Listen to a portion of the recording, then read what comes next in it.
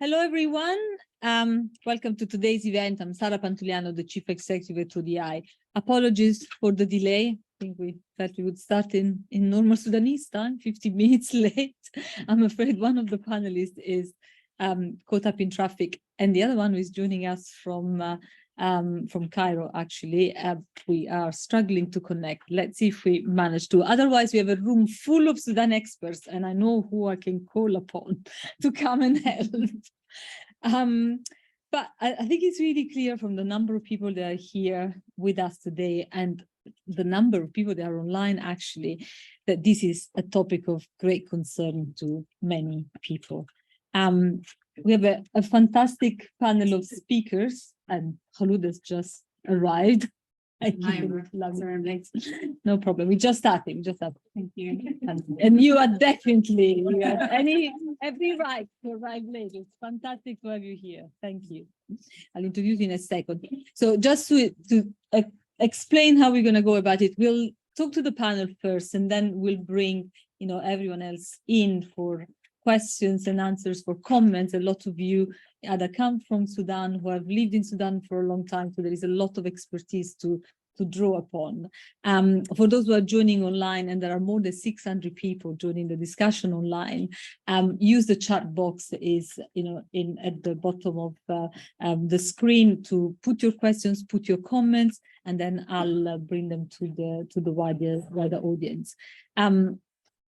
It'd be fantastic to hear everyone's perspective. And for those who would like to follow in Arabic, you have an option. This is being translated. So in the Zoom screen, there is a translation option. If you click on that, you can move to Arabic for those who are following online. If there are colleagues here who would prefer to follow the conversation in Arabic, we have a room set up next door. You can go next door, and there'll be the Arabic sort of version of this conversation there. Please share what we're discussing today on Twitter. There's been a lot of stuff on Twitter, not always the best one, and I will comment on that. But let's share the best elements of our conversation today. Use the hashtag Sudan crisis. I have lived and worked in Sudan for many, many years, and I have to say the past 2 weeks have been terrible. At the personal level, I've been horrified by what I've seen in Khartoum. Last week, it was 20 years since the attack of the Sudan, 2 weeks ago, really, the Sudan Liberation Movement on the airport in El-Fasher in Darfur. And that sparked a conflict that claimed hundreds of thousands of lives and a lot of untold suffering. And I think it's clear that the impunity that was afforded the perpetrators of that conflict has had direct links to the violence that we're seeing today in Khartoum. We had been planning to mark that anniversary. We wanted to organize a discussion because we felt that Darfur had dropped off everybody's radar. Not everybody's, I see colleagues here that continue to work and support friends in Darfur, but we just wanted to provide a deeper analysis of, the current violence, the ongoing conflict in Darfur, and as well as in other parts of the countries. And I think, recent events confirmed that our preoccupations were well-funded. I've written in recent days that the violence in Khartoum is the tragic result of decades of muddled peace agreements and an unabated greed in Sudan. I think both political instability and the manipulation of ethnic tensions that's been going on for decades have created a tinderbox that at last is derailing the whole country. And many of us with close ties to Sudan have long fear that this may finally happen. The situation in Sudan has dominated, international media in the past few weeks, but not in a good way. I keep reading and hearing about how to get expats out of Sudan, how to, to get British in this country, British citizens out of Sudan, or other third-party citizens, and there's been very little attention paid to the plight of Sudanese citizens who are trapped in Khartoum, or those who have made harrowing journeys. Kholood is one of them, to the Egyptian border, or to Port Sudan, or to Medani, or wherever else, other Sudanese cities. Have very many close friends who have made really distressing journeys and are traumatized by the experience of those journeys. They've been terrible, not just the shock of what's happening in Khartoum, but actually trying to get to safety. And others haven't been so fortunate. A lot of us have friends who are still trapped in Khartoum and Omdurman and can't leave because it's too unsafe to leave their homes. And I think beyond this, I've heard a lot of generalizations about the origins of the fighting, really sloppy analysis linked to the Wagner group or the Ukraine crisis. So we decided to build on the event with one, originally planned on Darfur, on the 20 years of the conflict in Darfur, and actually, have a group of fantastic Sudanese colleagues and other Sudan analysts to, bring a more rooted sort of perspective to the discussion. And as I was saying, we have, 600 people joining online who are also friends of Sudan or Sudanese themselves, have worked in the country for a long time, or, Sudanese, of course, still live there or are abroad. So without further ado, let me introduce the panel. We have lost Mohammed Hashim because unfortunately he's been sent to Saudi Arabia to cover people who are arriving in Jeddah. I'm hoping we can sort of bring his analysis on a podcast that we'll also release on the crisis. But I'm delighted that Suad Musa is with us. Suad is a long friend from Darfur. She's the author of the 2019 Idul Snyder award-winning book, Hawks and Doves in Sudan's Armed Conflict, Al-Hakamat Bagara Women of Darfur. Suad is also an activist on women's rights, gender equality and peace building, and she's the founder of the Gender Center for Peace Building and Sustainable Development based in El-Fasher, North Darfur. Been joined by Kholood Khair. I am so delighted to have you here. Hearing twice, because we're very delighted to hear you, Kholood. So we're hearing that twice in stereo. Kholood is the founding director of Confluence Advisory, is a policy think and do tank based in Khartoum. He's a brilliant policy and political analyst, a commentator of current events, a radio broadcaster, and as I was alluding to before, Kholood has just fled the violence in Khartoum through a dreadful journey and made it to London, and we're so delighted that you are with us tonight, Kholood. To my right, I have Susanne Jaspars. Susanne is a senior research fellow at SOAS. She researches the political dynamics of food in conflict, humanitarian crisis, and famine. She first went to Sudan in 1988, 2 years before me. Lived for 2 years in Darfur, long time, and visited many times since. She co-edits Disaster Journal with me and is the vice president of the International Humanitarian Studies Association.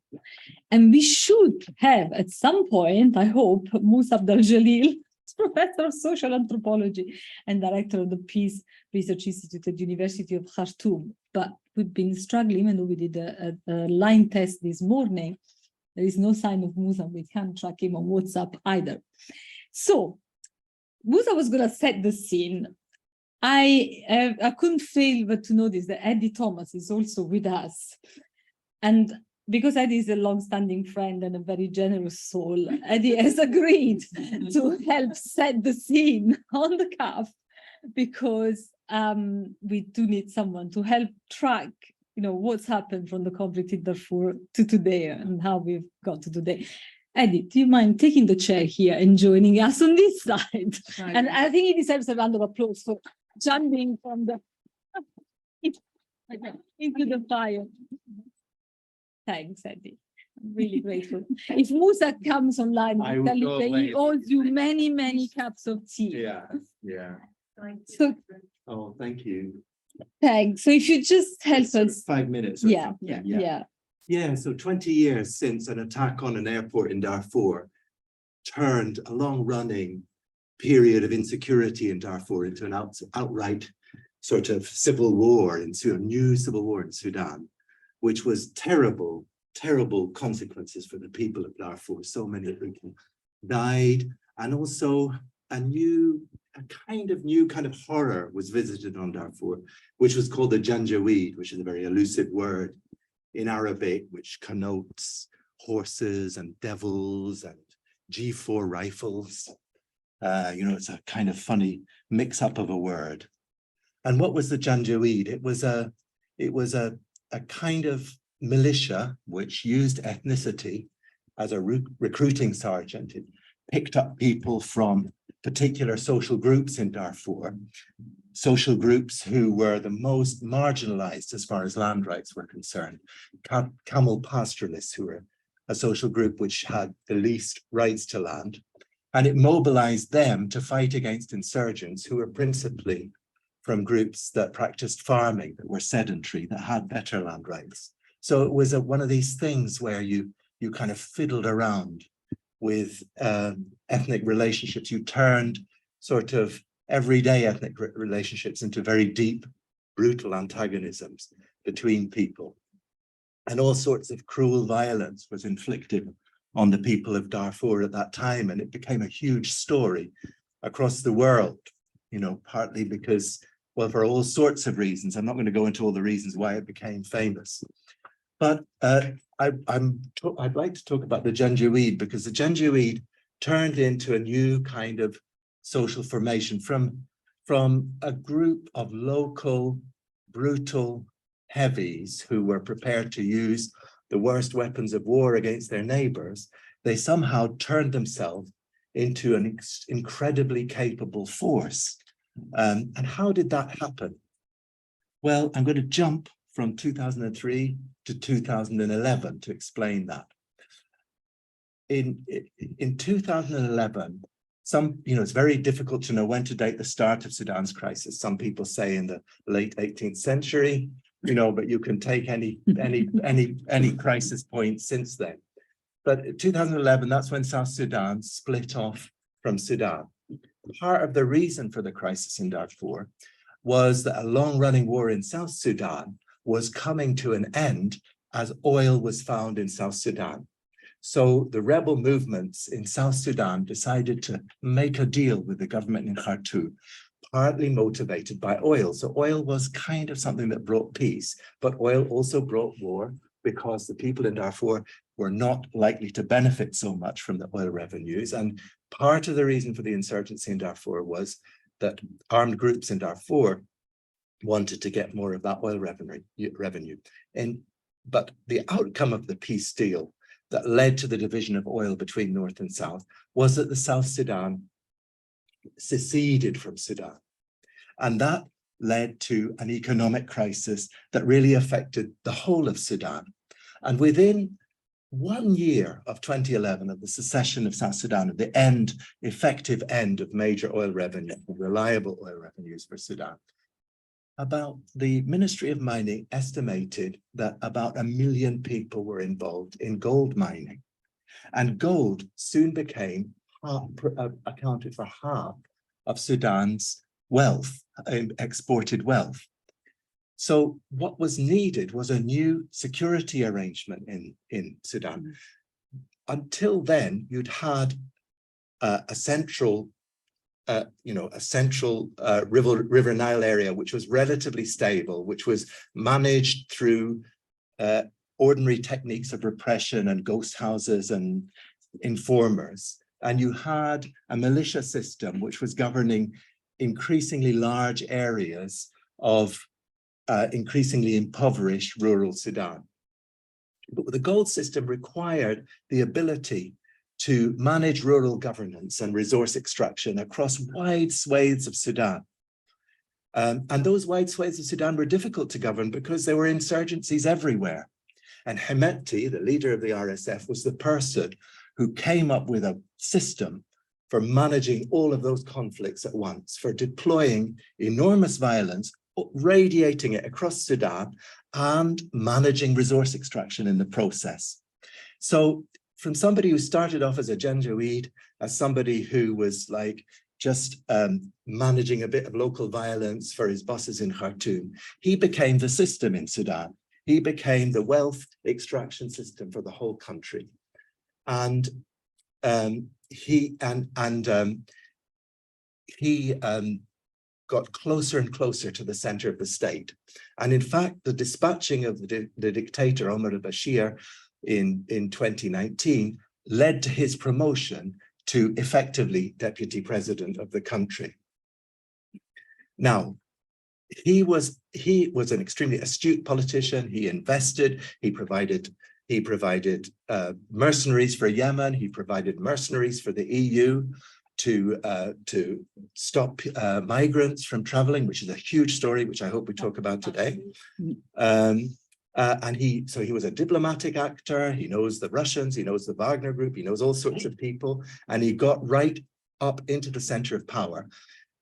He was part of the government which was established in 2019, which was a transitional government brought about by the bravery and sacrifice of many, many young people who through their demonstrations, their urban demonstrations, were able to push the dictator out of power.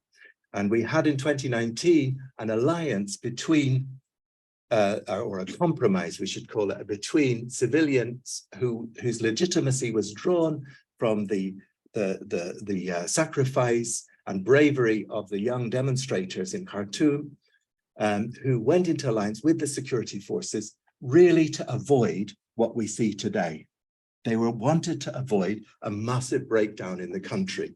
So they were prepared to do a deal with the devil of sorts, really.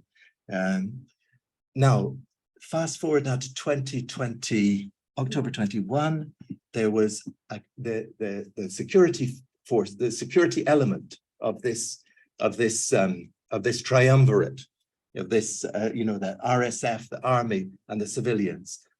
And it actually became a fourfold thing when they brought in the armed groups from the peripheries. They brought them into government in a peace deal.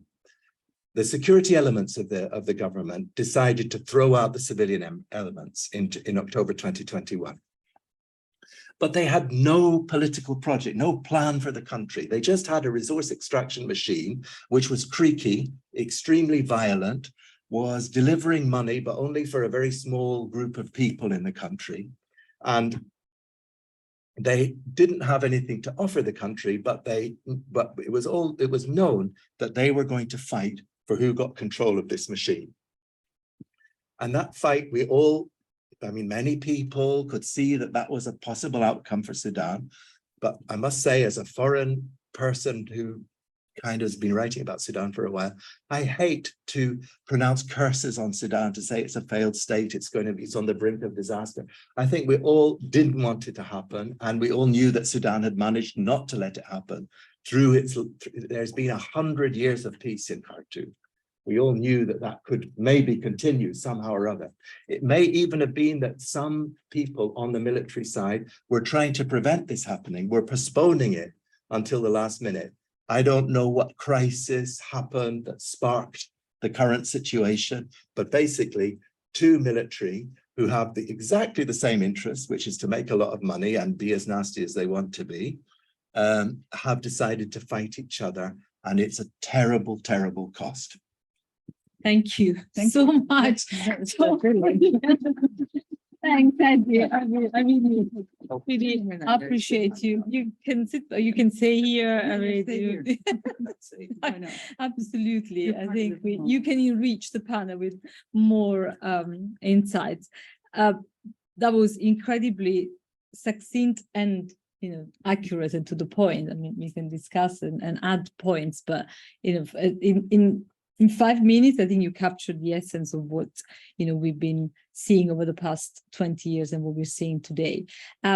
Susanne, you've just been looking at all the material that we have published in disasters over the past 20 years on Darfur. Are there lessons that you take from all the material that you have reviewed, as all the scholarship over the past 20 years that apply to what we're seeing today? Yes, there's certainly a lot of lessons to be learned. It's actually, we've been publishing on Darfur for 40 years. So the first article was on the economy of the Bertie, I think, by Ladislav Holly in 1980.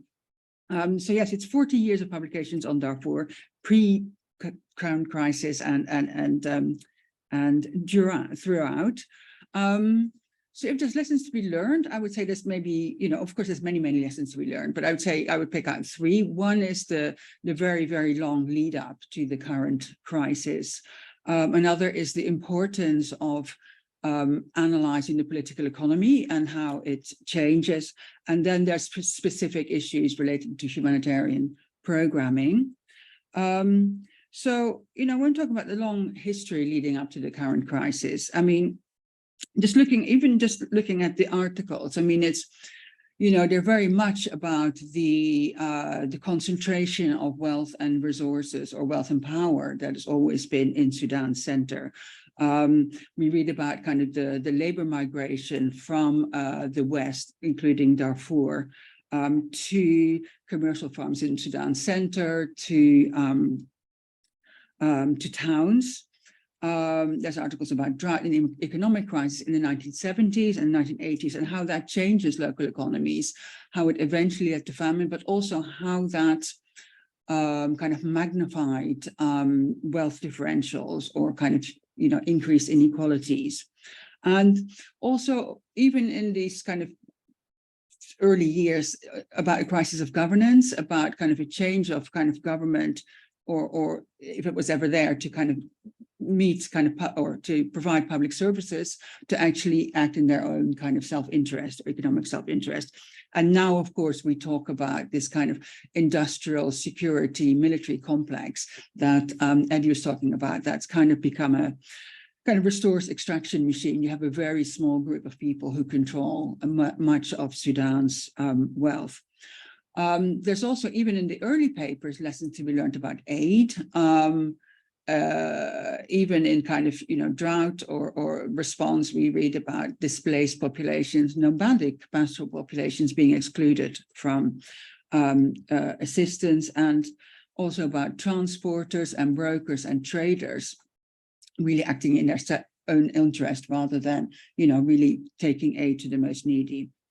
Now that all kind of continues into kind of war, political economy of war, and Eddie's already talked a lot about the kind of the use of militia, but I mean, it's maybe worth going back a little bit further, in that, is how, it was really the economic hardship, the political marginalization, the impoverishment, that both led to the rebellions, but also that enabled the use of kind of impoverished pastoralists as militia. And this, as all of you will know, I'm sure, this started with the war in the south, the use of militia there with pastoralists from southern Kordofan, and the same strategy was kind of built on by Omar al-Bashir in Darfur. And as we've heard, the RSF arose out of one such militia, the Janjaweed, of course.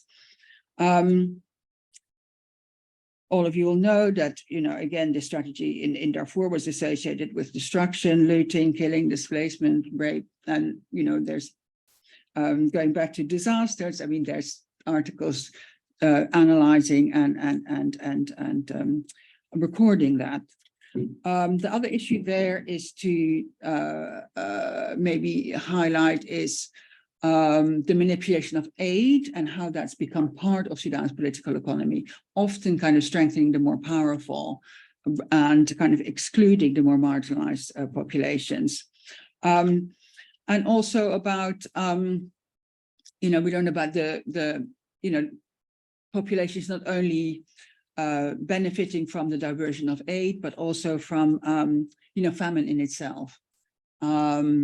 Where, sorry, I meant to mention this earlier. I mean, raiding, displacement, and the distortion of markets can create famine, but it also, leads to sale of cattle, the movement of, it creates cheap livestock and cheap labor that from which merchants and farmers can benefit.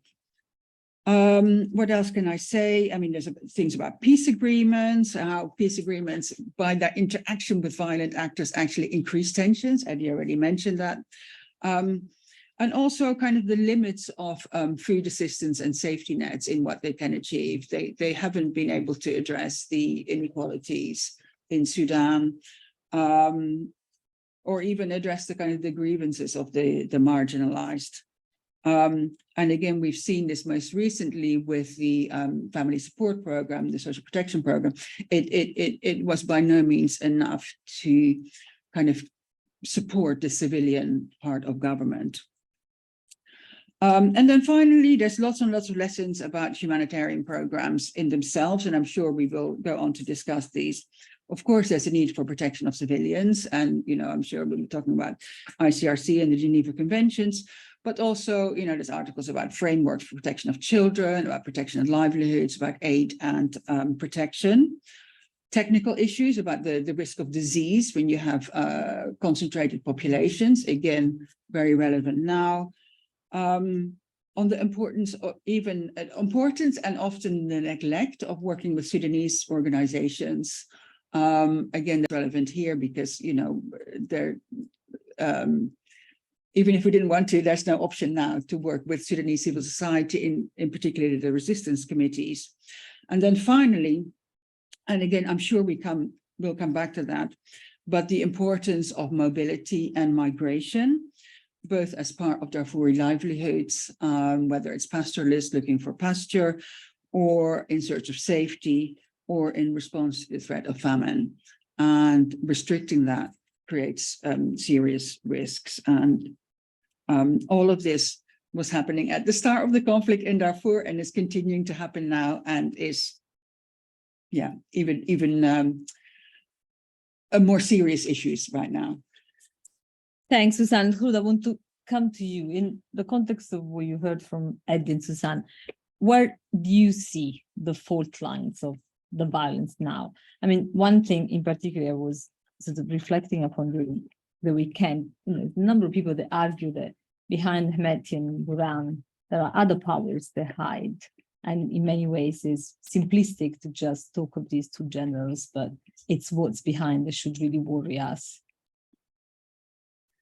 For sure. I think we have to be careful, though, to balance out overstating the role of other partners, particularly international partners. Sometimes regarding to Sudanese players. And but also some Sudanese players. So, for example, it's very convenient someone like Hemeti to frame the entire SAF project as an Islamist project, because then he gets to call it something ideological. It's a fight between, autocracy and Islamism versus democracy, which he then conveniently represents. But we have to be very careful about falling into that narrative. Because sure, there are, of course, Islamists who are engaged in SAF, and they are causing a lot of instability in SAF as well. There seem to be a lot of centers of command of control emerging, which is very dangerous for SAF as an institution, but also for the way that this conflict can then develop. If we see a fragmentation in SAF, obviously that's going to be very difficult then to de-escalate some of these conflict dynamics. But I think, there doesn't seem to be any ideology at play here. This is at heart a brute push for ambitious people who want to consolidate their coup in 2021 in their own image, and have failed, as Eddie has said, to come up with a vision to do that. And so effectively, when they ran out of road, particularly here on the SAF side, when there was no way to delay signing the framework agreement, when there was no other option that they had put on the table, when their engagement with, frankly, unsavory characters in the FFC2, people who backed the coup and therefore could never get the kind of legitimacy that they wanted, they had no other option but to force a confrontation, which, as Eddie said, most of us knew was absolutely a potential, right? It was a possibility that it could happen. I think on the Hemeti, on the RSF side, they have struggled to get junior partners, quote unquote, that they can rely on. In other words, they have sort of squeezed themselves out of any engagement with the Islamists, because Hemeti is both a political and financial competitor to the Islamists and the NCP. He sort of swallowed up a lot of their assets with in the transitional period. And of course, he was the one who arrested Bashir. And so they've never managed to forgive him for that. And so for him, he has no recourse to the Islamist umbrella, which I remember at one time fully embraced him. So he has had to sort of try and curry favor with the Democrats. And that's I say Democrats, it's a very loose term, but he finds he's finding that quite difficult to achieve because they themselves, of course, realize how toxic he is, and trying to rehabilitate him, as they have tried to do, as the international community has tried to do in the framework agreement process, is very difficult. And even now, I think most Sudanese people don't want to be pulled into a conversation of having to choose one general over the other, because they have spent over 4 years rejecting assiduously the military project, as well as both Burhan and Hemeti. And unfortunately, the longer this conflict goes on, the more I think, particularly within the international community, we may see a push to choose one party over the other. And we may see that reflected also on the ground, with certain elements of Sudanese society also feeling they have to make a choice one way or the other. And then we'll start to see this more of the civil war scenario, sort of playing out. Fortunately for now, we're still mostly seeing armed actors settling old scores alongside their junior partners within an urban setting, but we haven't yet seen civilians picking up arms in Khartoum. We are seeing that, starting to see that much, much more in Darfur. And I think what this conflict very clearly demonstrates is that there is no compartmentalization of conflict that used to happen within the Bashir years. The war in the South was fought in the South. The war in Darfur was fought in Darfur. That is no longer the case. These things of course, have been interconnected for a long time. I personally hate the term intercommunal fighting because it absolutely obfuscates the extent to which conflict dynamics in places like Darfur are absolutely linked to what's going on in Khartoum, particularly after the Juba Peace Agreement of 2020. But I think now, hopefully, we'll be able to do away with that term and really look at these linkages, because that's the way to figure out what kind of solutions can come to the fore and what really needs to be kept front and center, regardless of who gets involved, what kind of junior partners come into play, what kind of narratives are being fought. This is a conflict that is being fought in the streets, on the ground. The information war is being fought online. There's particularly at the beginning, we saw Hemeti and Burhan every day on an Arabic news channel. We've seen very vigorous tweeting on both sides, lots of statements. There's an info war that's being fought here. And now with these new negotiations that are coming up into the fore, either the Saudi one or whatever is being proposed by the Sudanese or whatever Israel might have planned, this will just be, frankly, a new front for this conflict rather than anything meaningful. I think we've seen that pretty well in the way that the ceasefire negotiations have borne out. I think I'll stop. Thanks, Kholood. And you touched on a really important point about, the info wars, and something I was discussing with Suad, before we started the event. I mean, the media have always played a very important role. I mean, think about the beginning of the conflict in Darfur and throughout, the first years of the conflict, and then again today. I mean, how do you think this is impacting the situation on the ground, and how do you look at the role of the media overall over the past 20 years in Sudan? Yeah, thank you, Sara. Thank you all for attending. And when we look back now, the situation is not different than 20 years ago. The crisis experienced in Sudan, in Darfur. So we are just repeating the same kind of cycle of humanitarian crisis. And when we look at the media at that time, 20 years ago, actually there is no WhatsApp, there is no social media. And most of the people also are not aware, especially in Sudan, and then that they can contribute to this. Even the interest of the conflict in Darfur was not among all the Sudanese. And then the whole thing is likewise concentrated among the Darfuri population. That people, they go and they talk and they also come and demonstrate and protest here in the United Nations, and they go to the embassy and so on. And now the situation is completely different. And this really it has become worse in terms of the information that we get about this conflict. There is contradicting information. You cannot really understand the truth, what is going on. Even for people who live in Khartoum, they cannot, you don't know what is going in the next neighborhood. You don't know what are these planes are shelling, and what is a RSF is So it's really a completely chaotic situation in terms of the information you get out of all of this media. Even the media, the local media, that has become now the majority of Sudanese, they don't listen to the local media. And when we go to the Arab-sponsored media, then each channel, they serve the interest of the party to whom they have or with whom they have these ties and they have interest. So there is no authenticity in all the information that you receive. And now we have the BBC also, they come to the fore, and then all is about this evacuation and so it is nothing. And we really, that media could have provided, because it is a Western media, and then it could have been more authentic in the provision of the information. But it is all now, it's about evacuation of nationals of foreign countries. And we don't know really why that is going on really. And those Sudanese who talk, they just bring that either from the military, and they come and they talk that those has been doing this and the RSF, now they are really destroyed, they have been destroyed, and just 1 day or 2 days, then the whole thing is going to stop. We are going to finalize and terminate everything, and then the war continues now.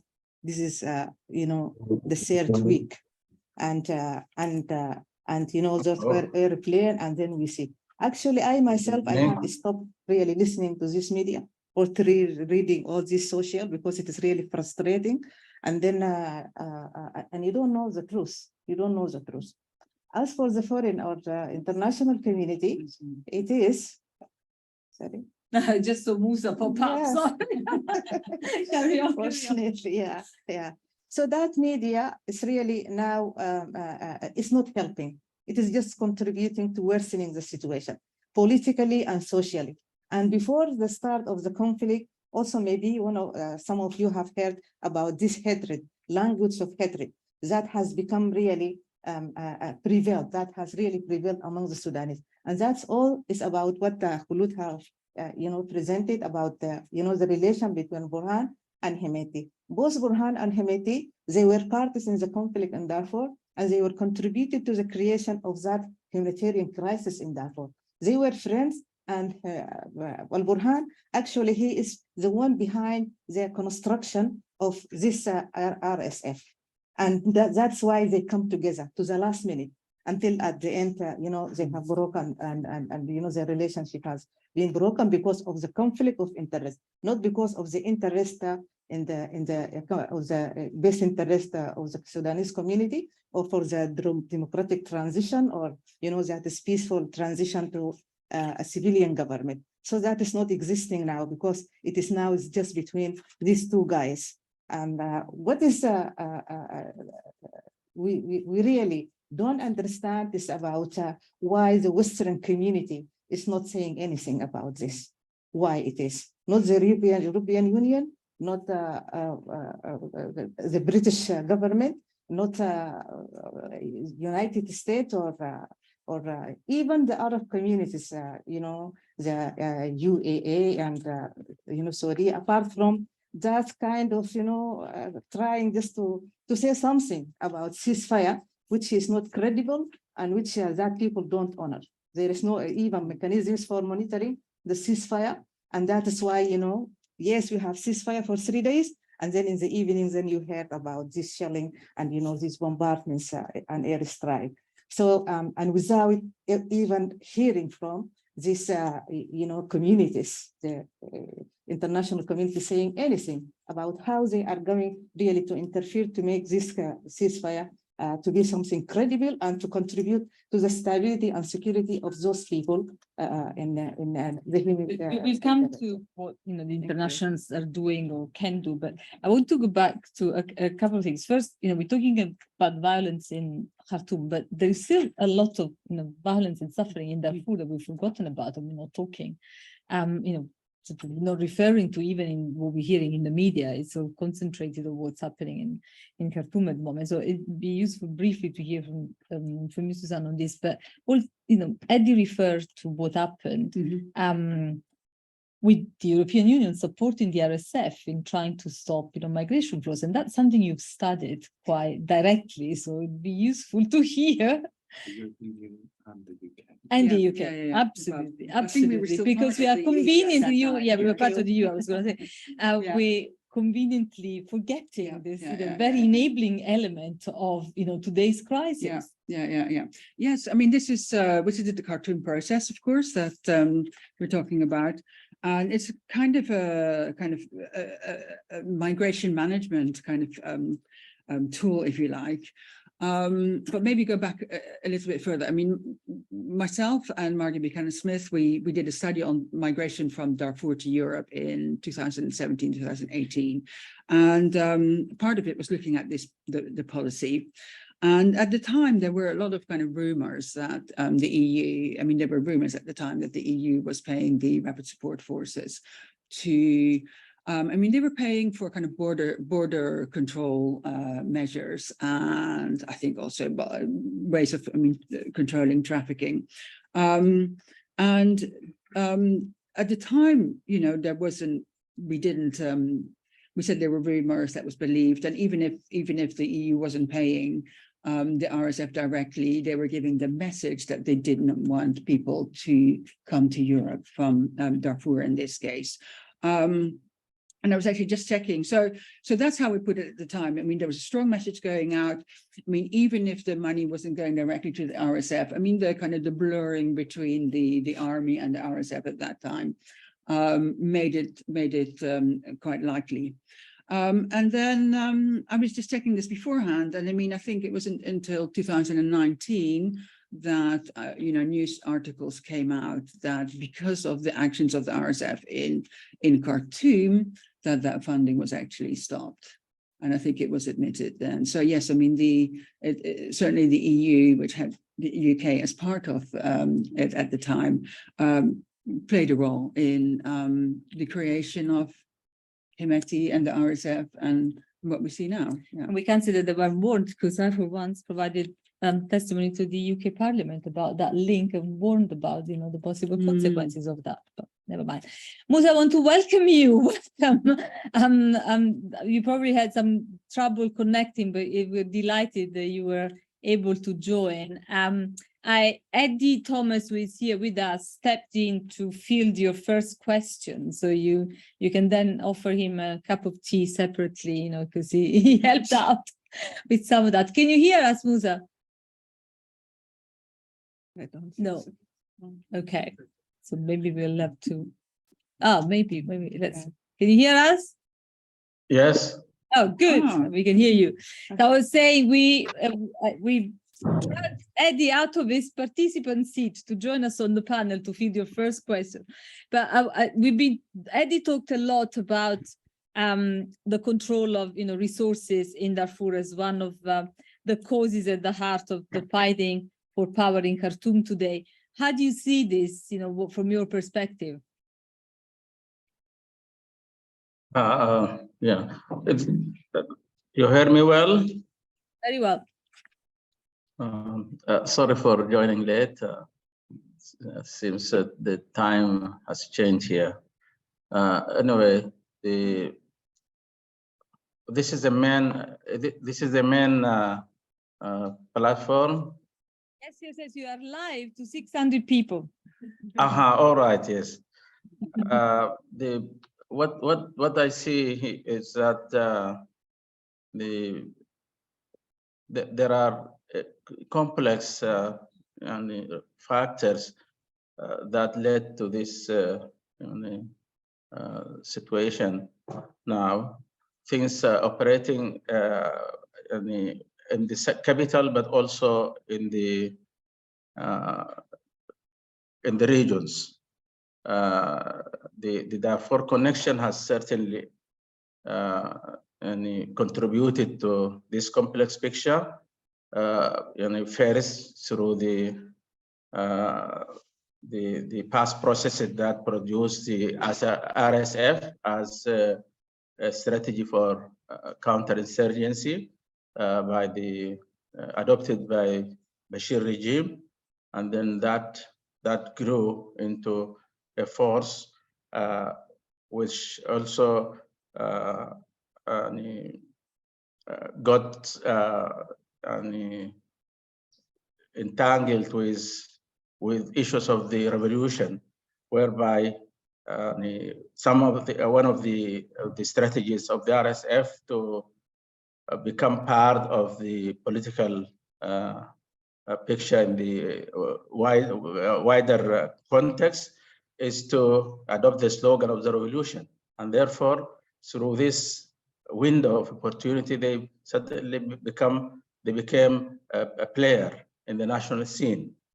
And but I think one of the important driving forces for all this is that there are regional interests that also fueled the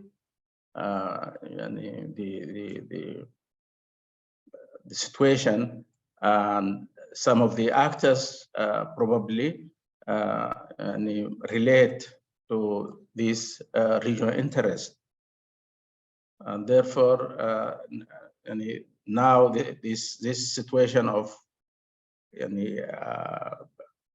broken war needs to be sorted out, not only by bringing the Sudanese to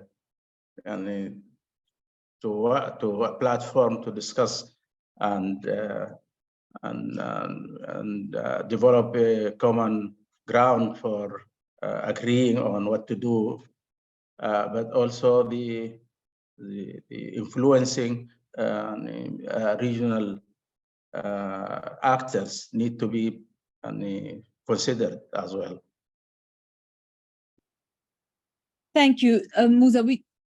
We've sort of talked on, here and there about humanitarian response in Darfur, but what should a meaningful international humanitarian response be now, both, for all the people that are fleeing Khartoum and the type of support that is needed, and of course the people who are still, affected by conflict in different parts of Sudan? Yeah, thank you.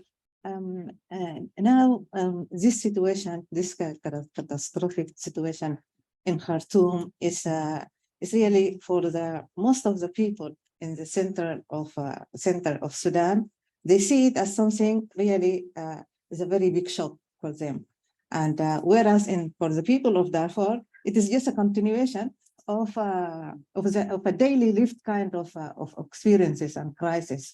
And because they develop the knowledge, and even they develop the mechanisms and resilient mechanisms on how to flee the situation, to escape the situation, including fleeing to the neighboring countries.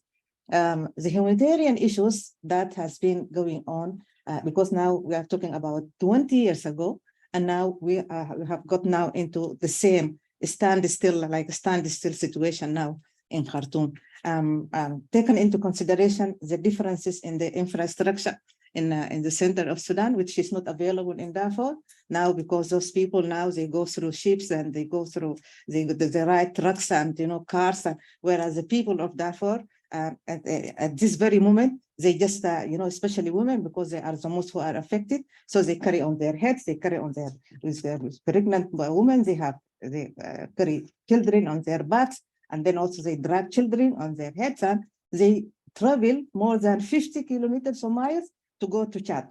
And in the way, during the travel, they become also subject, to the atrocities by perpetrators, rapists, and all gangs, and even their assets also. This is small, little assets that they carry on their heads also subject to be looted by criminals, because now the area, especially in Genena and those borders, they become really spoiled and by this kind of gangs, and not from Darfur, from everywhere in the region, from Central African Republic, and even though those people they fled, or they are fleeing now to Central African Republic, because there is no choice for them, especially women who are the most affected. Now, when we come to Khartoum, and we see that all the things, because that is also the nature of the government system of Sudan, that everything is concentrated in Khartoum. And there is nothing, no outlets in Darfur or in other regions. All the industry, food industry, drug industry, whatever industries, are all concentrated in Sudan, in Khartoum or Port Sudan. So that now the situation has been that all these industries have been looted or completely broken, including drug industries and pharmacies and shops and everything. And then so that is not means that there is no supply of commodities to the people, whether in Sudan, whether in Khartoum, and in the other regions, especially in Darfur. So now there is a problem now of supply of commodities, basic commodities. And like flour, because the industry of the flour, the farm of the flour has been destroyed and has been burnt, and everything now. So there is no, that is one of the crises now is faced by the people here in Khartoum and in Darfur. And as I said at the beginning, that maybe Darfur people, they have developed that kind of resilient, and because those rural people still, they try to cultivate their lands or practice any kind of farming whenever there is a chance for them, because also they are lurking also around those perpetrators and stopping them or preventing them to go and to farm. So we have gender-based violence and especially rape and those people, because it is the women who go and do this kind of activities. So now the Khartoum people, they don't have resilient mechanisms, which makes the situation really hard for them. And that means that the circle of the needy people and the people who are vulnerable to lacking everything, including security, become really very wide. Maybe after a while, now most of them, they just escape to the nearby towns like Jazeera, Sinnar, Gadarif, or whatever, or Sudan, but that is not going to continue, because there is also a problem of fuel. Now the fuel, a gallon of fuel, of gasoline in El-Fasher is $100, $100. So unless you are in extreme really need of using a car, and the car also become looted at any point, because people now, they get into people's houses and then they have looted most of the cars. So now that means that the mobility has been affected, and it has been severely affected, that people don't try to go out. There is no cash, because all the banks now, they are either looted or they are they are closed, because there is no those personnel and officers and to run the bank. So that means there is no cash, even if you want to, and even if you have cash, then there is no commodities. So people, they're like trapped in this kind of vulnerability. And even if you have cash, you have a nice house, then also you become subject to looting and subject to be killed. So that is the situation in Khartoum. And that people, they have not yet, even in the media, people, they do not, or they have not started talking about how they are going to manage this situation, this crisis. It's still people talking about Hemeti, about Burhan, and about, and what they talk about or what they say is really not helping to the community, not helping to for the people to develop mechanisms, positive mechanisms on how to handle this kind of crisis. So that is the realistic situation. The health, we are talking about that 70 or 80% of hospitals and health centers is in Khartoum has been out of operation. But when we go there to the regions, especially in Darfur, there may be only 2 or 3 or 5 hospitals, and these hospitals are not working. There have been also unnumbered people who get killed in Darfur as a result of shelling and as a result of stray bullets. That is not counted in the figure that people talk about, because everything now is just concentrated in Sudan, in Khartoum, about Khartoum. And now people in El-Fasher, they're talking about the smell of the corpses that are identified, and that the health workers at hospitals, they don't have the capacity to manage them. So that is also one of the problems, which means that we can also expect an outbreak of disease outbreak, and that without any kind of intervention. And that's why we really need an immediate intervention. We need a strong call of intervention, humanitarian intervention, to come to Khartoum and us as and also to Darfur, because now we don't have any information about what is going on in South Kordofan and in Nuba Mountains. Because if something happened here, it inevitably has its impact on other regions. But now it's just that the people of Khartoum talk about Khartoum and people of Darfur talk about Darfur because they know actually what is going on, but other people are not involved. So we need really intervention. We need also ceasefire. We need ceasefire and a credible ceasefire. It is not like this fire that, you know, we agree for 3 days ceasefire, and then now and then just an hour later, then everything is collapsed. We need a credible ceasefire, and that credible ceasefire, it needs to have a monitoring system, just to have a guarantee that those people really honor this ceasefire. So it is not just like ceasefire and that it. And this is, you know, at this point, we need really the involvement of international community, and especially the UK government. We need, and I don't think that because this is something doesn't have money, it doesn't need money that people they pay. People they just have to strengthen their influence and to push hard for those people. And I think they have the power to do that. The US, it's not just about, yes, you are interested in Sudan resources. Everybody, every Sudanese understand that. But also we understand that, you know, this global community, also they have, you know, cooperation and they benefit from each other. So we don't deny that. But that does not has to come at the expense of the security of the Sudanese and to also strengthening the democracy and the transition, peaceful transition, because we have this uprising in Sudan, and it was very powerful. It is really very respected by all over the world, the community, the international community.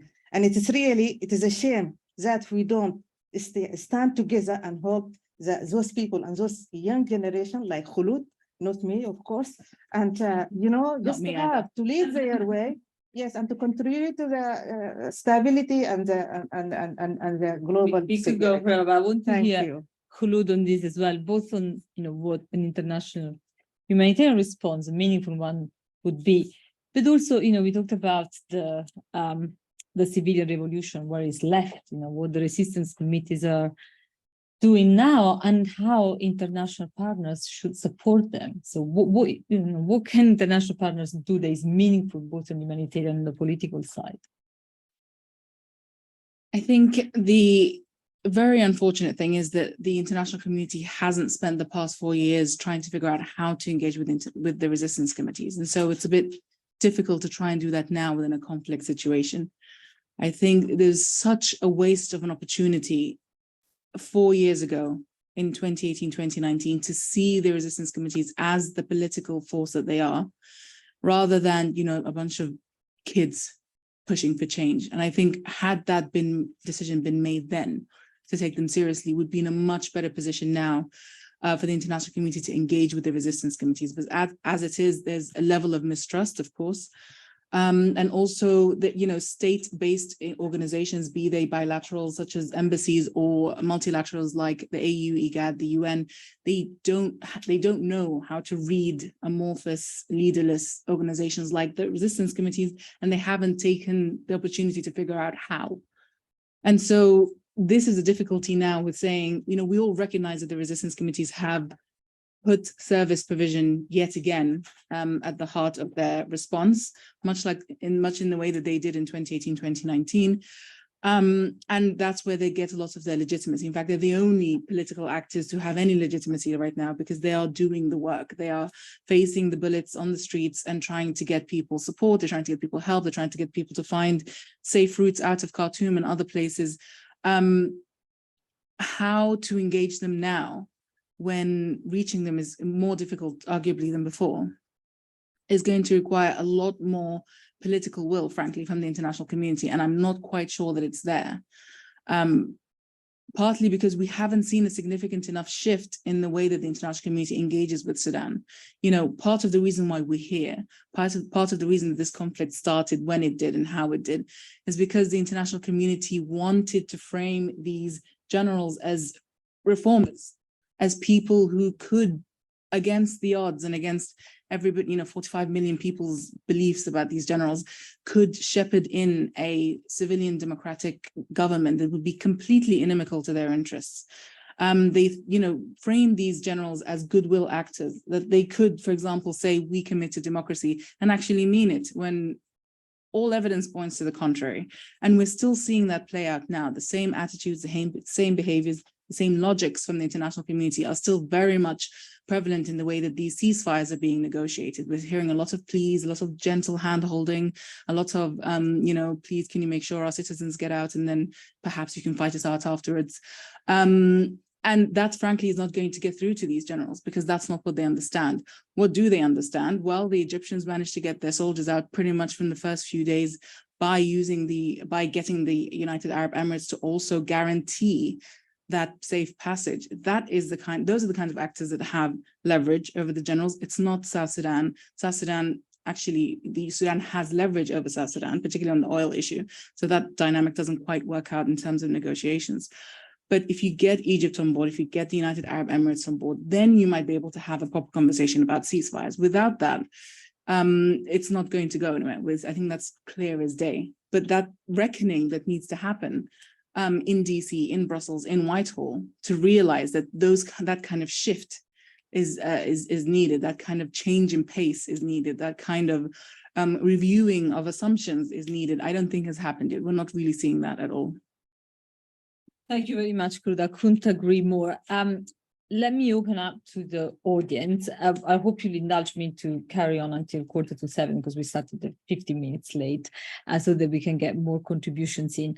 There is a roving mic. Just please introduce yourself, say who you are, and if you are affiliated to anyone. And to my team, the online chat is not working. If someone can fix this and send me the questions from the online chat, that would be useful. After the Q&A.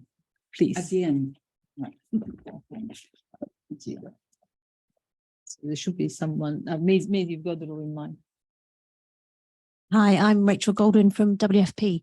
I've got a couple of questions. Hopefully we'll have time. So the first one really is about how you think the situation is going to evolve. We actually spoke a little while ago and you foresaw all of this. So I'm really interested to hear the perspectives of the panel, not just, you know, what's going to happen at the top level, but how is it going to play out regionally, different parts of Darfur, how that's going to play out across the Kordofans, what's going to happen in Blue Nile State. Really interested to hear how you think the future is going to evolve in this. And then obviously, you know, humanitarian assistance getting caught up in conflict. I know, Susanne, you've written a lot about that with food aid. Really interested to hear about how you see, you know, with food aid coming back in eventually, it's how you see that potentially getting caught up in conflict and how to avoid that. Thanks, Rachel. And can you pass the gentleman in the back? And Yes. My name is James Morton. I worked in Darfur back in the 80s. And I'm really interested in what Huda had to say, and also Professor Musa, about regional actors. Hudud, beg your pardon. Is it too naive to see this as a repeat of the Qataris and the Turks support the Muslim Brothers, and the Saudis and the Egyptians do the opposite? I'd be interested to hear your views on that.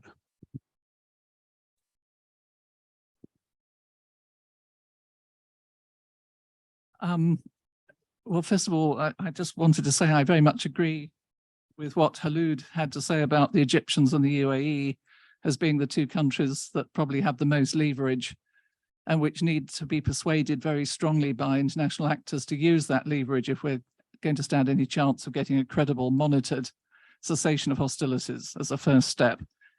However, Kholood, I did want to just take up one point you raised, which was whether this is just a power struggle between the two armies or whether there's any ideological element in it. Now, of course, I think we all would agree that we would be naive to think this just because Hamiti is saying so. Obviously, he's doing that for tactical propaganda purposes. However, it isn't, of course, just him that's saying it. Some of Sudan's political leaders and civil society leaders have been warning about the role of what they call the counter-revolution, the old regime elements, for a long time now. Now with the war raging, some of the junior army officers and indeed some of the former army officers who have been invited to sort of go back and into service, they've refused to do so because they object to the current army leadership. Also, we've seen in the run-up to the war over previous months, we've seen efforts to reactivate the Popular Defense Forces, who we know obviously are a sort of ideological militia. And during Ramadan, there were lots of videos circulating of the National Congress Party supposedly banned, calling, well, both for the release of former President Bashir, but also calling on the Islamist shadow battalions to be reactivated and that sort of thing. So even if one dismisses what Hamiti has to say, would you not say that there was at least some involvement of the National Congress Party and the Islamists about which we should be very worried, and that this should be taken into account by the international community in the way they set about trying to negotiate a credible cessation of hostilities and what follows on from that? Thanks, Ross. Hello, my name is Muhaidan Hagga. I am Sudanese, basically live in the UK for 13 years. Especially for Guinea, basically. For last 2 weeks, I don't know why the government released the gun for the civilian after they fall down. Why particular at this time, and how is different from the civil war from Rwanda? So how is different from the Rwanda civil war in 1994? Thank you. I think I'll start with this and I'll allow the couple from the online audience, and if you have time, we'll do one more round. I have a small comment for the panel for you. Actually, my name is Bushra Rahama, a human rights activist. Kindly, actually as head of panel, you have used the kind of stereotype in your delay. Please, if there is any delay, just refer it to the person who delayed, if you please. Fair point, absolutely. I mean, I use the stereotype about Italians as well. Of which I'm one. Right, so I was gonna add a couple of questions from the online audience. So there's a question from Margie Buchanan-Smith.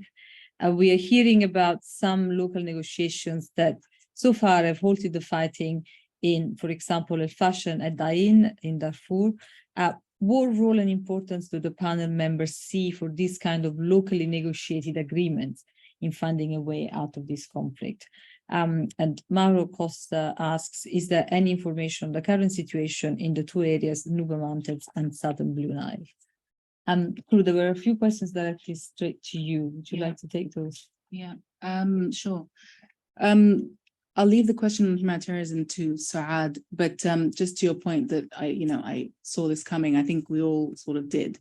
The issue becomes, why was that ignored for so long, right? Because there was an idealism in the way that the political processes were held and were cultivated. And that idealism was framed as pragmatism. We must deal with the generals in order to allow Sudan to move on to the next stage. But actually, it was very much an idealism that was at play there in seeing that they could be the kinds of people to see this through. So I think we need to shift that as well. But I'll let Saad answer the rest of your question, if that's okay. The question to the gentleman at the back and to Roz, which is kind of linked. The Egyptians, I think, have made the wrong call. Quite clearly, they're listening to Bashir loyalists in Cairo, who seem to have said to them, back us and SAF and the Sudan Armed Forces in order to bring us back to power, and we will see through your interests. And more importantly, we will not engage with the Muslim Brotherhood activities, the broader Muslim Brotherhood activities in Egypt, bearing in mind that Egypt had designated their Muslim Brotherhood as a terrorist organization in 2014. What the recent release of NCP bigwigs, the real ideologues, the ones who have been there since before even the NCP, when it was the National Islamic Front, and who grew up in that tradition of regional political Islam, not just in Sudan, I think that should ring alarm bells in Cairo, that whatever pact they may have made with the NCP, that effectively they would only try and engineer their own return, actually may not be playing out anymore. And that the return of these newly released prisoners might change that calculation massively. So I think Cairo has an incentive now to try and sort of end this, rather than supporting one side, obviously, the Sudan Armed Forces. And linked to what you were saying, Roz, I think we have to, it can be true at the same time that the Islamists are using this conflict to re-engineer their return, and that Hemeti is overstating their influence in order to create this ideological battle. I think what we're seeing is initially the Islamists, as you say, they were very emboldened by the ways in which the political process was failing effectively to gain any traction. We saw a lot more Islamist public presence. They had public iftars, they had press conferences, they had statements coming out. There was a new political front that was created by an alleged, a convicted terrorist. And we'd never seen that kind of public display by the Islamists before. Clearly, they felt that the political environment warranted or could allow for their return in a way that wasn't possible in 2019, 2020, 2021, etc., even after the coup of 2021. The Islamists have, first of all, war is their comfort zone. They survive very well within the context of conflict in Sudan. So this is absolutely in their wheelhouse. Secondly, this is exactly the kind of destabilization that could bring back their return, because they do still have constituencies. As you say, they have the Popular Defense Forces, armed civilian militias, that they're able to help hasten any sort of, or support these Sudan armed forces, which we know is quite fragmented, very ill-equipped, and not exactly up to fighting weight. I think what some of them have tried to do is make use of the chaos to try and re-engineer themselves back into positions of political advantage. I'm sure there are some, particularly within the Transitional Military Council, well-known Islamists who want to use this as a way to get, to sort of entrench their power, particularly vis-a-vis Burhan. And Burhan, we knew anyway, has become increasingly more expendable, much in the way that Bashir did in April of 2019. And so the question then becomes, right now, his presence is able to somewhat mitigate the sort of the more hardline Islamists from taking over the Sudan armed forces. But soon that may not be the case. Soon he may go, and this will be an entirely Islamist project led by someone like Kabashi or Ibrahim Jabir, who are much more of the Islamist cloth. And then I think we'll see a shift. But it's worth, I think, trying to seize the opportunity before that happens, because once that happens, it's sort of a new threshold, it's a new phase of the conflict that I think will be more difficult to de-escalate. So do you want to add anything on humanitarian question from Rachel? Yeah, I'll just go back to this El-Fasher. The local. Yes, this is a local mechanism that was used in El-Fasher by the locals, and which he helped really and succeeded in maintaining security in El-Fasher, and also in Aden, and also partly in Niala. And because now we really need, we understand that the Sudanese at this war, there is no winner in this war. And the defeat is defeat for the whole society, Sudanese society, because we are going to see thousands of people dead, and vulnerability, and maybe also lead to very really bad and worse outcomes. That is a division of the country and civil war, and this is what is going on among the Sudanese people that they want to avoid. So and at the same time, they don't want international engagement in the solution in Sudan, and that is also to avoid this conflict of interest of this international community and regional blocs that when they interfere, then that is the Sudan, they has to pay for that. And they don't do it for free. Then, so it's about the resources of Sudan, manipulation of the resources, manipulation of the people. So that's why they want to keep as minimum as possible the engagement of settling this problem by the international community and, these regional blocs. This, and to go back to our, reconciliation mechanisms. In Darfur, as also in Nuba Mountains and, all these peripheries, they used to have very strong reconciliation mechanism. And they are always, because the regions is an environment, is a field, and is a context of conflict between tribes and between ethnic groups. And, it's just something habitual that people get into conflict. But conflict in the past did not really escalate into this kind of level of like what we are seeing now. So that's why the people of it, and also we understand is that the Inqaz government also has weakened these mechanisms and was really very keen not to let any kind of success among those people of the Janjaweed, which is the local institutions, reconciliation institutions, and for conflict resolution, and then weaken these social organizational mechanisms and bodies.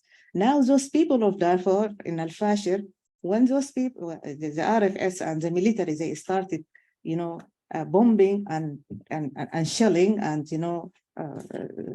shooting, then the military are based in the Qiyada, and the RSF, they are based in, because they stay and then as they guard some of these strategic buildings or facilities in El-Fasher.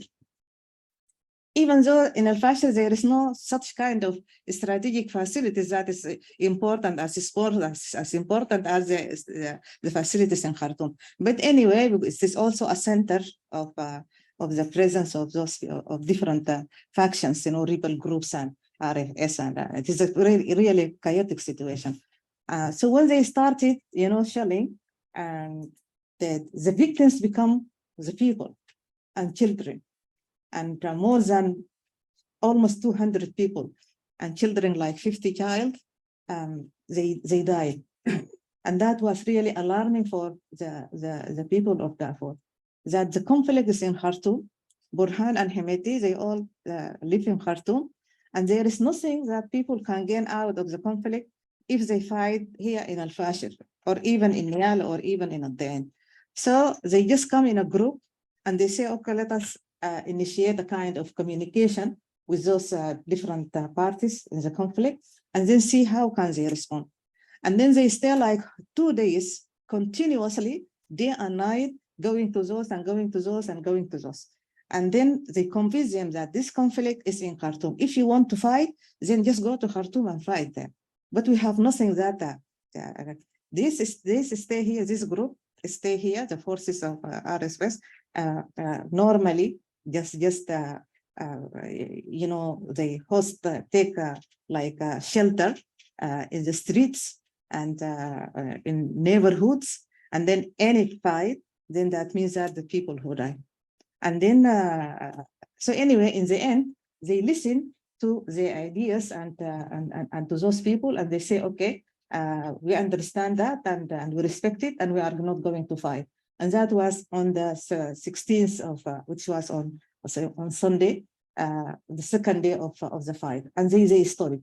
And also they asked them that you need to provide protection, to let the police also to guard the facilities, the government facilities, the hospitals, and the banks, and all these ministries and so on. And the military stay where they are, and the RSF stay where they are. And then all of you contribute to the stability of the state, of the city. And similarly, the same thing happened also in Ad-Dain. And because in Ad-Dain it has an additional component, because it is the area, or it is the place of the Rizegat people, and the ethnicity, and this ethnicity that people, they claim that Hemeti belong to this group. And now, like they are not siding with Hemeti, But the most important for them, is that, not to get their people or the whole town to get trapped into, in this kind of, and they ask them clearly, if you want to fight, you go outside the city of Adain, and if you didn't go, then we can fight you. So that is the local mechanisms have been help in resettlement of, and stability in Sorry, these Sada, places. because we are really running out of time. I want to bring in Musa as well. Musa, if you want to add anything on the questions that have been raised.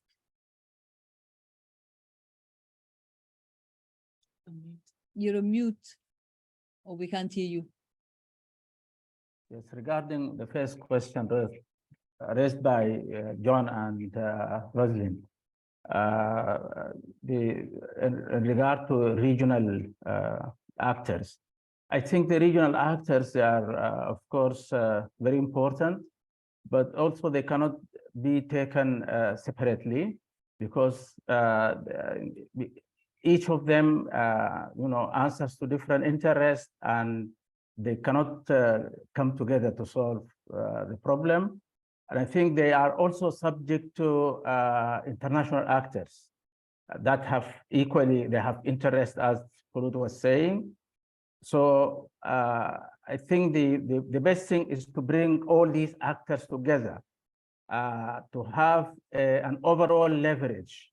The regional actors should be leveraged by the international actors.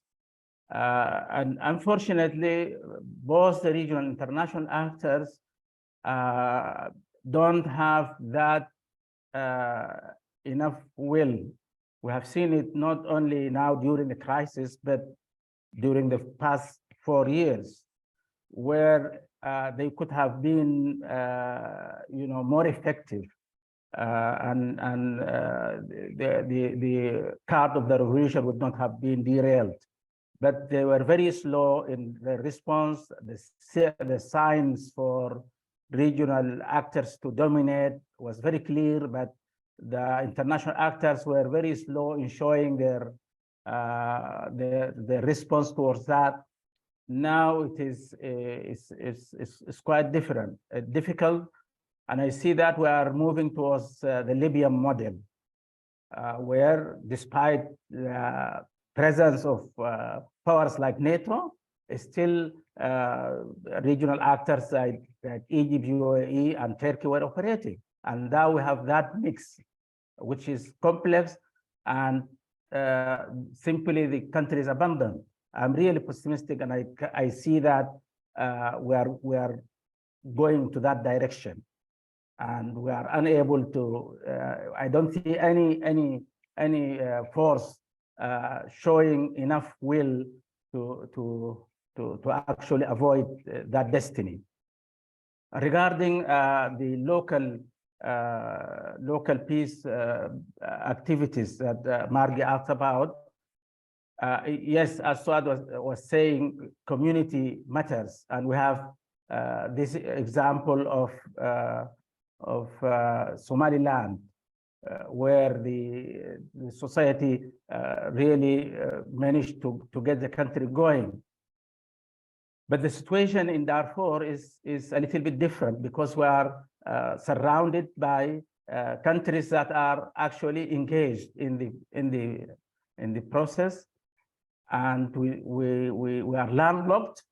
And so while this will have a limited effect of at least operating a local ceasefire, but if the war protracts, then such local arrangements will not be able to produce chances for operating lifeline, for bringing rations, food, and drugs from outside.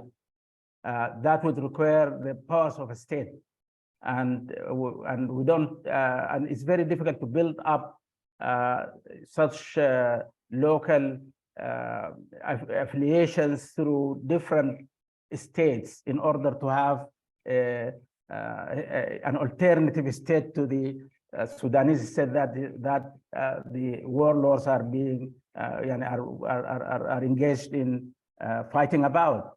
So it will need to engage all the Darfurs, much of the Kordofans, to have a big, area of locally operated social governance system, and they need somewhere one of the neighbors to allow operations to come through, say like South Sudan. If South Sudan cooperates, then there is a window of opportunity, because there are open borders between East Darfur and South Sudan, through which supplies can reach the Darfur, the areas in Darfur that have local peace being operated. So I think there is some chance that these local peace operations, if they are expanded to involve several states, they can operate through the south. And we have this example of Lifeline that was done in the 80s during the height of the war between the South Sudan or the South and the Bashir regime, when such operation was done through the neighboring countries. Unlikely today, I'm afraid. Musa, very quickly, Susanne. Yes, very quickly on, I think we can have a much longer discussion about food aid, just in 1 minute, and then I want to make one other point. Obviously access is an issue now. Working, what I've already said in lessons learned, working closely with local communities or civil society, the relief committees, the resistance committees have already played a big role, including in the camps in Darfur, in kind of improving accountability of relief aid. Obviously, there'll be need to look at cash transfers, because most of the IDPs have been receiving cash transfers. You have high prices, banks are closed, mobile money is not working. But also to think very carefully about what private sector companies you're working with, because the ones that are most likely to be able to overcome the constraints now are the big companies, which were previously linked to the previous regime. I also want to talk just very briefly about the reception in neighboring countries. Obviously, that will be an issue now. Providing adequate assistance in neighboring countries. But also, I just want to refer very briefly to what we're doing here and the so-called illegal immigration bill that's just passing through Parliament. Obviously now is not the time to criminalize Sudanese arriving on small boats in the UK. Now is the time to create safe routes for Sudanese asylum seekers, create opportunities for family reunion, just as we saw in the Ukraine. And, many of my asylum seeking friends have been waiting for their interviews for like 2 years. And now again would be the time to give them immediate asylum, given what's going on in Sudan. So that's, I wanted to make that point. Thank you very much. Eddie, as kind of co-opted onto the panel. There was a question about the 2 areas, if you can add anything on that, but any final reflections on the 2 areas, if we know anything about the 2 areas, I can add that. The 2 areas? Yeah. Oh, just that, that might be something to watch. And I don't really know what's going on, but I've been in touch with some people in Kholood recently. And, there are some areas that are at peace, and it's going to be very hard to understand why areas which are crisscrossed with front lines like South Kordofan, why they are at peace. One reason people will say, oh, the RSF is not here. That's why. But it's more than just that. We need, I think, looking at areas which are able to escape the conflagration is something that, might be able to help think through future possibilities for Sudan at this extremely dark moment. But thank you so much, Kholood, Suad, Susanne, Eddie, and Musa. I think you've really helped. I'm sorry to the very, very many questions and comments online I can't get to, and for those who are here, we can carry on the side. But I think it's been very clear from the discussion that how deep the roots of the current violence are, how far back they go, and how they can be addressed with quick fixes. The odd sort of ceasefire today or tomorrow, they go way back, and they need to be addressed for once in the context of everything else is going on in Sudan. Sudan has a very troubled history of piecemeal agreements that I think has led to where we are today, always trying to sort of find small settlements here and there that have never really allowed us to address the overall picture. And from everything we've heard today, it's also very clear that the international engagement continues to be wanting in so many ways, from the way we are not really responding properly to the humanitarian crisis, to the way the political negotiations are not really focusing on what is needed most, and particularly supporting Sudanese civil society that has been so brilliant over the past few years, have really shown us what it can be done with movements of social change, and then of course not welcoming asylum seekers here when they are here in many other countries when they're most in need. And I think for all of us that care about Sudan and the Sudanese, we can at least make our voice heard with our representatives, in the countries where we live, with the people we elect in our parliaments, because it's important, to act. There are 45 million people that are affected by a very long history of violence in Sudan, and I think the Sudanese have suffered enough. Before we conclude, I just want to invite Maddy Crowther from Waging Peace to read a short testimonial that commemorates the life of Sharif Barker. Sharif was a Darfuri asylum seeker who sought refuge in the UK, and we felt that would be a good way to bring to life what these personal histories are. Yeah, thank you so much. I think you've just, oh, should I come up there? Sorry.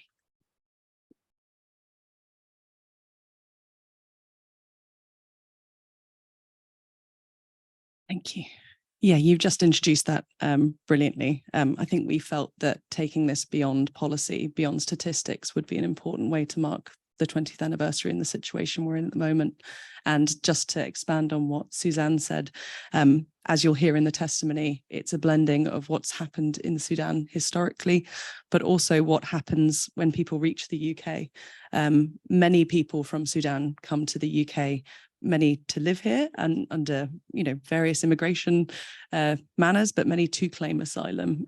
Sudan is historically in the top 10 countries of origin for asylum seekers to the UK. It was in the last immigration statistics, it was the 8th highest country of origin, with a very high grant rate, and that obviously shows no sign that it will be reducing in the years ahead. Way beyond these evacuation flights, you're going to see people coming to the UK from Sudan, and the only tools that the UK currently has to deal with that are very poorly equipped to deal with Sudanese cases. And I completely echo what Susanne says about granting those who've had their cases very delayed asylum, or giving them mechanisms like streamlined asylum processing. To criminalize those who arrive via small boats is not appropriate. Anyway, the testimony of Sharif Barker, or Majed Hassan, as he is also known, illustrates some of these tensions, I feel. So Sharif Barker was born in 1961 in Sendikoro village, Darfur. He was a member of the Masalit tribe and grew up in a large family. He was intelligent, practical, warm, and generous. He worked as a peasant farmer from an early age, and he was also a house builder, shepherd, and livestock and agricultural trader. One day, while selling mangoes, he spotted a woman in the distance and instantly fell in love. The two were happily married with 2 sons by the time the genocide in Darfur began. Sharif was, of course, caught up in that violence. Alongside others trying to protect his people against the Janjaweed, he was captured and taken to a jail in Khartoum, Sudan's capital city. He was detained in secret and tortured. Sharif's uncle used bribery to get Sharif released and insisted Sharif would be killed unless he left the country. His uncle found a smuggler to fly him out of Sudan. When they landed, the smuggler told him to wait in the arrivals lounge and that he would return soon. After hours of waiting, terrified he would be imprisoned or deported, Sharif was eventually accompanied by immigration by a helpful passenger. He was told he was at Heathrow Airport in London. Despite the terrible persecution he had fled, his asylum application failed. He lost his asylum support allowance and became destitute. In desperation, he made a second claim under a different name. However, with fingerprints on file, he was detained at Rugby Prison for 9 months for making a false claim, after which he was due to be deported. Fortunately, with the help of a UK-based cousin and the charitable support of Asylum Aid and Freedom from Torture, Sharif accessed proper legal representation. He was released from detention and finally granted asylum in 2005. After months of homelessness, he was eventually housed in Tottenham in London. Meanwhile, his wife and 2 sons were murdered in the genocide in Darfur. In his new flat in Tottenham, Sharif showed a photograph of his 2 sons to a friend. This was all he had left of them, he'd said. As Sharif tried to integrate into British life, he faced barrier after barrier. He struggled to access English classes and other training. He was limited to low-paid, insecure manual labour, working as a panel beater, security guard, warehouse cleaner, and Uber driver, among other jobs. His first application for citizenship was rejected, but Sharif finally became a British citizen in 2013, 10 years after he'd arrived. He became involved in his local community, sharing his story to highlight the experiences of refugees. In 2005, he featured in the film Darfur House, where he and 3 others built a traditional Darfuri house at the Museum of Childhood in London. He was even the basis for a character in Sonia Linden's Crocodile Seeking Refuge, which toured the UK in 2006. In 2019, he joined the delegation of Haringey Welcome to present a petition to the European Parliament, calling for UK migrant and refugees' rights to be considered in the Brexit deal. He saved his meagre earnings to help rebuild the wells that were destroyed in air raids in Darfur. At the end of 2014, he went to Australia to visit his niece, Salha, and work as a farm labourer. It reminded him of Darfur, the heat, nature, and a simpler life. Sharif and Salha decided to return to Sudan together. Sharif changed his name by deed poll to Majed Hassan so that he could finally visit Sudan. On his first visit in 2016, he remarried before returning to the UK. He went back every year to be with his wife, who had remained in Darfur. This was just around the time of the revolution, to explain. So Sharif wanted to bring his new wife to the UK to live with him, but yet again faced a multitude of barriers that would have taken years to overcome. In 2020, they were expecting their first child. Sadly, Sharif's wife died during childbirth. He returned to Darfur at the end of 2020 to arrange to bring his baby daughter to the UK. However, on Saturday, 16th of January 2021, Sharif was killed during an armed attack on a camp for displaced persons in El-Geneina, the regional capital of West Darfur.